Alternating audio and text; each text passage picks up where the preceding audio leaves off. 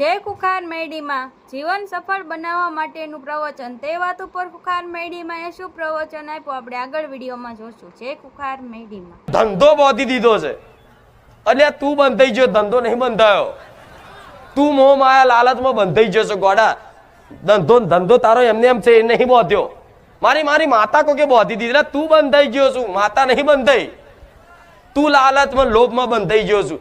તારા રાતોરાત કરોડપતિ થઈ જવું હતું. થાય કે નહીં આવું બધું? હવે તમે જો એક રહસ્યની વાત કરું તો નવાઈ લાગશે, પણ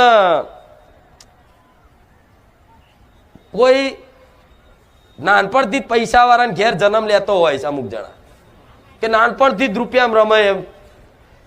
તે કે અમને તો કોઈ દુઃખ નહીં, પણ એ છે ને એનું પ્રારબ્ધ લઈને આવ્યો છે. એના જન્મના હારા કર્મો હશે ને તારે એને ભગવાને રૂપિયાવાળાના ઘરમાં જન્મ આલ્યો છે, એને સુખ ભોગવવા માટે. તમે પુણ્ય કરો કે પાપ કરો એનું ફળ તમારે ભોગવવું.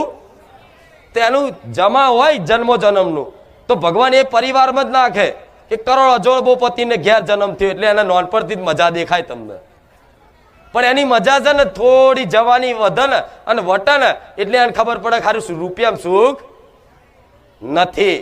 પણ જો તમને ભલે તમારા ઘેર ગરીબાઈ હોય, તમને ગરીબના ઘેર જન્મ લીધો હોય કે મધ્યમના ઘેર જન્મ લીધો હોય તો તમે નસીબ વાળા છો. રૂપિયાવાળા જેવી હાલત નહીં થાય આવું મેં રેડી કહું છું. રૂપિયાવાળાના ઘેર ગોડા પરિવારના 5 સભ્યો ભેગા ખાઈ નહીં શકતા.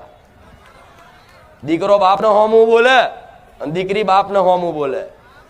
દીકરો બાપના આવડીગાર બોલે અને અત્યારની દીકરી ગાર બોલે. એમ દીકરીઓ ને એમના દીકરા મર્યાદા જળવાય છે. તમે બહુ નસીબ વાળા છો. આજ કોઈ પણ દીકરો હશે કદાચ સિગરેટ પીતો હશે ને અંદર ખાને, પણ વડીલની હોમે નહીં પીવો. આજ કોઈ પણ દીકરી હશે કોઈ ગરીબ ઘરની મધ્યમ ઘરની, પણ ક્યારેય સિગરેટ નહીં પીધી હોય, ક્યારે એને દારૂ નહીં ચાખ્યો હોય. પણ જોઈ લો, જાઓ એવા જમાનામાં જવું છે, એવી ફેસિલિટીમાં જાઓ.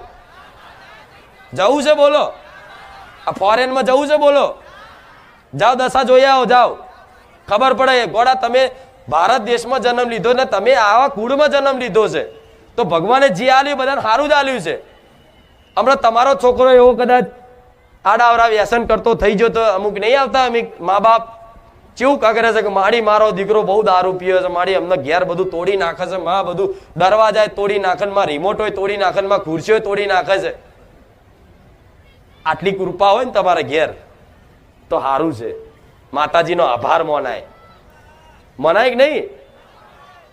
અને જેને આવી તકલીફ હોય કદાચ કે દીકરો હોમું બોલતો હોય, દીકરી કાયમ ના હોય, દીકરો કાયમ ના હોય, તોય ચિંતા ના કરતા. તમારી માં છે ને 100% તમારી માતાનો એનો પ્રસાદ રૂપે એને ભોજન ખવડાવજો. 100% તમારી કુળદેવી એની બુદ્ધિ શુદ્ધ કરશે.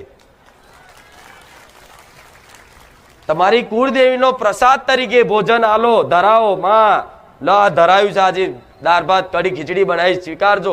એ ધરાઈ અને પછી એ જ દીકરા દીકરીઓને પ્રસાદ રૂપે ખવડાવશો કે લો પીરસી આલશો ને. અને ખાશે ને તો 1-2 દાડા 4 દાડા અઠવાડિયું 10 દાડા કે મહિનો 2 મહિના એના ચરિત્રમાં એના વિચારોમાં જો બદલાવ ના થાય તો મને મેરેડીને કહેજો. પણ આ બધું તમારે કરવું પડે, પછી માથે પૂરેપૂરા પડાય. આ તો માથે પણ મારી હું તારો છું એટલે મારો છું બરોબર છે, પણ કંઈક તો કર. તારા કશું ખોટા કામ છોડવા નહીં, સારું કશું કરવું નહીં, બસ તારો છું તો મારો છે શું કર. આ શું ખોટું? આ પોલીસ વાળા છે એમનો છોકરો કોઈ કદાચ ગુનો કરે કાયદા વિરુદ્ધ, બરોબર, તો પોલીસ વાળાનો છોકરો હોય તો એની પર લાગુ પડે ને, કાયદો લાગુ પડે, નિયમ લાગુ પડે. જજનો છોકરો હોય, જજ પોતે હોય, એનો જ છોકરો જો કદાચ કોઈ એવી ગુનો કરે કાયદાકીય તો એ જજના છોકરાને લાગુ પડે. ભલે જજ છે તો થોડો એનો બચાવ કરે પણ એનો લાગુ પડે. તેવી રીતે હું માતા છું ને, તેવી રીતે આવી જે બી તમારા ગુનાઓ થયા હશે તે લાગુ પડે તમારા જીવનમાં. પણ હું જોડે હોઉં ને, પણ એટલો તો માર ના પડવા દઉં કે તમને એની પીડા સહન ના થાય. આ વિશ્વાસ રાખજો. નકર બેઠું તો આખી દુનિયા ફરી આવો. જાઓ હું બેઠી છું અહીંની અહીં, આખી દુનિયા ફરી આવો જાઓ, અને ચોય સુખ મળત કહેજો હું બેઠી છું, અને આઈને કહેજો કે મારી હું સુખી થઈ. એક વ્યક્તિ તો બતાવો આ સંસારમાં, એક વ્યક્તિ તો બતાવો કે જે ભગવાન માતાજીથી વિમુખ હોય અને સુખી હોય. બસ ખાલી દેખાવ ના દુનિયા દેખાડા જ કરે છે કે અમે સુખી છે. ના, એ કંઈક ની કંઈક વાતે, કંઈક ની કંઈક મજબૂરીઓમાં માણસ ફસાયેલા ને કેમનું મજામ, પણ અંદરથી જોડતો હોય કેટલો મજા આવશે. આ શું ખોટું? આ તંદર કોઈ કે કેમનું છે, બસ મજા આનંદ મંગલ, પણ હું એમ કહું માડી કેમનું છે તો શું કે માડી સાચું કહું બહુ તકલીફ છે. ચમ તમે મને પોતાની માનો છો એટલે મને તમે કહી શકો, અને દુનિયાને તો તમે ખાલી ખાલી કહેવું પડે ને, મહેમાન આવે કે ચમનું જ મહેમાન, બસ મજા છે આનંદ મંગલ, ભલે દુઃખ હોય, પણ તમે ક્યાં કહી શકો આ વાત કે જ્યાં તમારું પોતાનું હોય. કેમનું ભાઈ મજા? ના હારું દુઃખી છું અત્યારે યાર, જવા દે તકલીફ છે. જ્યાં પોતાનું પણ રાખતા હશો ને ત્યાં તમે આ ખોલીને વાત કરશો. તમારો મિત્ર હશે ખાસ, તમારી બહેનપણી હશે ખાસ, એને તમે કહી શકશો કે ભાઈ હું ખરેખરમાં દુઃખી છું. એવી રીતે તમે મને માતાને કહી શકો છો, પ્રાર્થના કરી શકો છો કે માં અમે દુઃખી છીએ, ભલે પણ હું તમારી પોતાની છું ને, તો હું તમારો વાત નકારીશ નહીં. દરેકની અરજી, દરેકની પ્રાર્થના હું રોજ સાંભળું છું, સાંભળતી રહીશ ને. એમાં શંકા કરતા પછી હું હોમે ભલે જવાબ ના આલું, જવાબ આલું નહીં, સામે સપને ના કહું, રૂબરૂ ના કહું, ફોટામાં વાત ના કાઢું, પણ તમારું હોંભર્યું હોવો વિશ્વાસ રાખવો. હો સમય આવશે એટલે બધા જવાબ આલે, એક જ જવાબમાં સમજી જશો કે મારી સાચી વાત છે. હવે કે બોલ હવે શું જોઈએ? ના બા બસ બધું આવી ગયું. આ કૃપા છે દેવની. તમારે બધું જ જોઈએ છે ને, મૂળ બધું જ જોઈએ છે. બધા માણસને આખી દુનિયાનું બધું જ સુખ પ્રાપ્ત કરવું છે અને સુખી થઈ જવું બસ. એટલે બધી વસ્તુ ભેગી કરવામાં, પ્રાપ્ત કરવા માટેની જ મહેનતો હોય છે ને. કોઈને પોતાના પદથી, પોતાની પરિસ્થિતિથી કોઈ સંતોષ, બધાને મોટું થઈ જવું છે અને બસ એકદમ સુખી થઈ જવું છે.